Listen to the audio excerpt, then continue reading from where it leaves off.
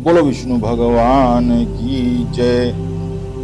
अथ मार्गशीर्ष शुक्ल पक्ष मोक्षदा एकादशी का महात्म्य। श्री युधिष्ठिर ने कहा कि भगवान, आप तीनों लोकों के स्वामी, सबको सुख देने वाले और जगत के पति हैं। मैं आपको नमस्कार करता हूँ। हे देव, आप सबके हितैषी हैं, अतः मेरे संशय को दूर करके मुझे बताइए कि मार्गशीर्ष शुक्ला एकादशी का क्या नाम है, उस दिन कौन से देवता की पूजा की जाती है और उसकी विधि क्या है।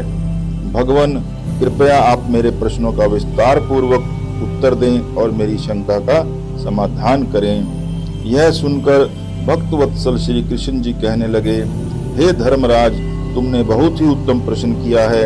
इसके सुनने से तुम्हारा यश संसार में फैलेगा, सो आप सुनो। मार्गशीर्ष शुक्ला एकादशी का नाम मोक्षदा है। उस दिन दामोदर भगवान की धूप दीप नैवेद्य आदि से भक्ति पूर्वक पूजा करनी चाहिए। अब इस विषय में मैं एक पुराणों की कथा तुमसे कहता हूँ। इस एकादशी के व्रत के प्रभाव से नरक में गए हुए माता पिता पुत्र आदि को स्वर्ग की प्राप्ति होती है। यह कथा आप ध्यान पूर्वक एकाग्रचित होकर सुनिए। गोकुल नाम के नगर में वैखानस नाम का एक राजा राज्य करता था।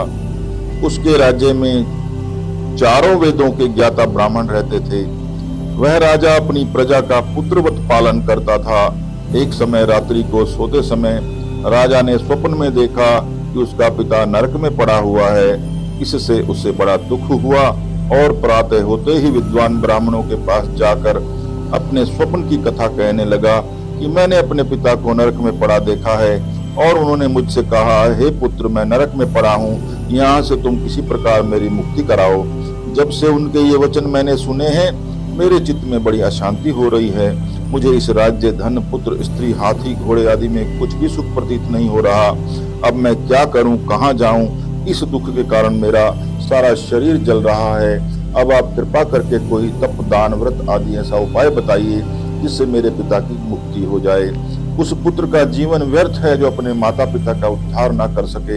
एक उत्तम पुत्र जो अपने माता पिता तथा पूर्वजों का उद्धार करता है, वह 1000 मूर्ख पुत्रों से अच्छा है। जैसे एक चंद्रमा सारे जगत में प्रकाश कर देता है, परंतु हजारों तारे नहीं कर पाते। राजा के ऐसे वचन सुनकर ब्राह्मण कहने लगे कि हे राजन, यहाँ समीप ही भूत भविष्य वर्तमान के ज्ञाता पर्वत ऋषि का आश्रम है। आपके प्रश्नों का उत्तर वे भली भांति दे सकते हैं। ऐसा सुनकर राजा मुनि के आश्रम पर गया। उस आश्रम में अनेकों शांत चित्त योगी और मुनि तपस्या कर रहे थे। उसी जगह चारों वेदों के ज्ञाता साक्षात ब्रह्मा के समान पर्वत मुनि बैठे थे। राजा ने वहां जाकर उनको साष्टांग प्रणाम किया। पर्वत मुनि ने राजा से सांगोपांग कुशल पूछी। राजा ने कहा कि महाराज, आपकी कृपा से मेरे राज्य में सब कुशल है, परंतु अकस्मात एक विघ्न आ गया है जिससे मेरे चित्त में अत्यंत अशांति हो रही है।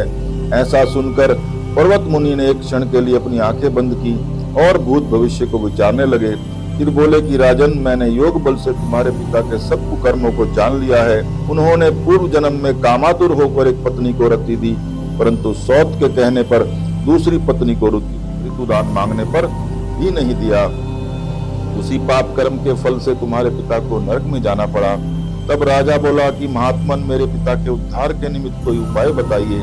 पर्वत मुनि बोले, हे राजन, आप मार्गशीर्ष शुक्ला एकादशी को उपवास करें और उस उपवास के पुण्य को अपने पिता को संकल्प करके दे दें। उस एकादशी के पुण्य के प्रभाव से अवश्य ही आपके पिता की मुक्ति होगी। मुनि के वचनों को सुनकर राजा अपने महल में आया और कुटुंब सहित इस मोक्षदा एकादशी का व्रत किया। उस व्रत के पुण्य को राजा ने अपने पिता को अर्पण कर दिया। उस पुण्य के प्रभाव से राजा के पिता को मुक्ति मिल गई और वह स्वर्ग में जाते हुए अपने पुत्र से कहने लगा, हे पुत्र, तेरा कल्याण हो। यह कहकर राजा का पिता स्वर्ग चला गया। मार्गशीर्ष मास के शुक्ल पक्ष की इस मोक्षदा एकादशी का जो व्रत करते हैं, उनके समस्त पाप नष्ट हो जाते हैं और अंत में स्वर्ग लोक को पाते हैं। इस व्रत से बढ़कर मोक्ष देने वाला और कोई व्रत नहीं है।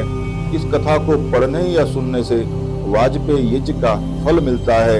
यह व्रत मोक्ष देने वाला था तथा चिंतामणि के समान सब कामनाएं पूरी करने वाला है। बोलो विष्णु भगवान की जय।